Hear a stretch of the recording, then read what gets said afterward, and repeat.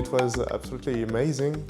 My experience was wonderful. I met so many great people, and yeah, I love to be there. It's again an amazing experience, and I love be with you guys. It's wonderful.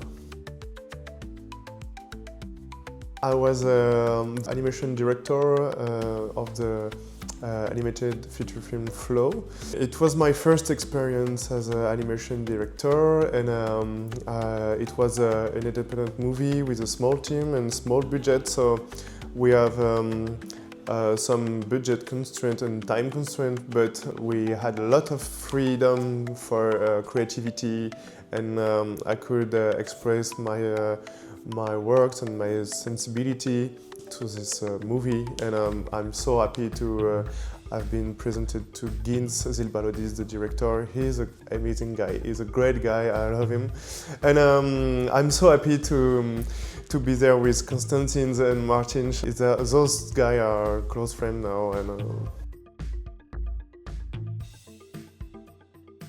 I started very early. When I was a child, I was already passionate with 2D animation. When I was around 10, I was doing flipbook. I continue drawing. I do art in my studios. That it's not only the drawing I loved, but the movement. I didn't even know that the movement could be a real job or a real function in the life. When I discovered that, I started learning 3D also, because all the industry at this time moving on 3D with this new technology, and now we are also in this kind of it's good to have those conference and festival to be together and talk about this those new things and how to control that, how to deal with that, to took the best of this new technology without laws or creativity or job and things like that. So we evaluate now. I discovered Blender 10 years ago, something like that. When I start using it, I fell in love to this software, and I love how intuitive and user-friendly. So I continue to work as much as possible on this software now. I guess it's one of this point allow me to work on Flow, because Gins started his project on Blender. Allow me to work on Flow, and he had to work with people know this software, so I've been there in the good moment. Tells things without dialogue, indeed. Most of the emotion comes from the expression or the body. It happens for everybody when there are pets. Sometimes the pet has some reaction or some posing or thing like that. Make you think that he wants to say something or express something, like angry, like he wants food, like he wants cuddle, something like that. And everybody loves to show. I took those feeling and those through to the animation, to trying to get the message from the characters to the audience. Before the movie was released, I watched the full edit, the last edit at this time. It was not finished at all, but my cat's going by himself on the top of my couch, and he watching the movie almost entirely, and I was like, wow. I sent the message to Gins. I record my cat. I say to him, it's the first film for a pet.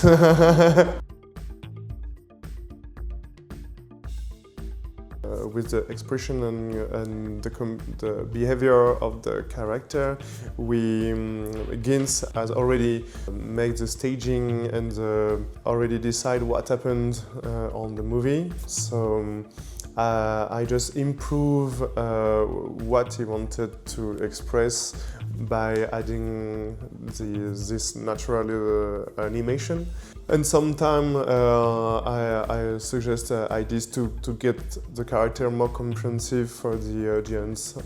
So for example, at the end, when the animals save their friends on the boat, the cats take the rope to give it to the lemur. At first he did that with his paw like a human being, and I suggest that he could do the same with his mouth like that because it could be more cat movements but the same goals, for example. It's a balance between how you can do things to move on for the storytelling, because obviously it's not a realistic movie, it's fantastic, there are some incredible shot and incredible moment also, like when the bird goes through the sky. So we had to make our character live this fantastic moment, their own mechanics, and with the limit of their body, every moment for what they could be and what they could not be. And I share all the discussion with my team also to get most accurate as possible. I think one of the best things Blender has for him is the copy paste from another scene, from one scene to another. It helped us a lot for managing the long shot, the very long shot, because for those shots, it's more than 1,000 frames. Some of them could be 6,600 frames, for example. It's 5 minutes long, so give that for one animator, it's very hard. We had to split the shot in two ways. One option was to split the character, so the animator could do a long shot but with one character, so it's more easy for him to control the animation. The second option was to split the shot in different parts, to do sub-shot, and but it's easy to split, but then we have to merge them. And with this tool in Blender, not a problem at all, because you just have to copy the collection of the character and paste it in your scene, and it's like you put the character with all the animation on all the constraints in your scene, so you can merge very easily the scene and the collection into one file to get at the end the whole shot. As animator, we had to follow his staging to keep the character inside the shot and focus on the storytelling.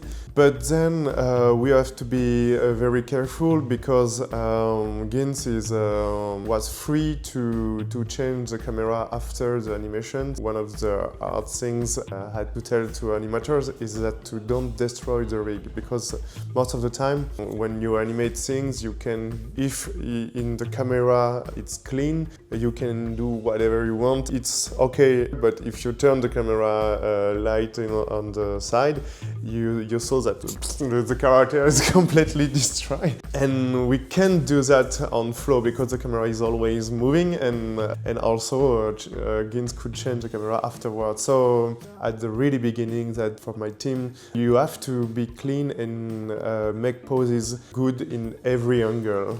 It could to let Gins free to change the camera and improve the composition if needed. What is good with flow is the spirits for me. It's a kind of free story film. It allows us to imagine your own story when you watch this film, because there are no dialogue and you can interpret whatever you want on this movie. So it's very universal. There are kind of freedom also in the technique and the production, because we were a young team. Most of my animators team were junior. My advice for the young people is keep doing what you want and what you like, and don't try to copy. Flow is an anti-Pixar and it's opposite with Disney and Pixar. Pixar and Disney are in all those big industry made things so perfectly that it's kind of unreachable for people, and they put the level of the technique so far. It's scaring me a bit, but knowing that some independent movie could express and touch the audience like Flow, yeah, make me feel very happy, and it make me feel better for the future.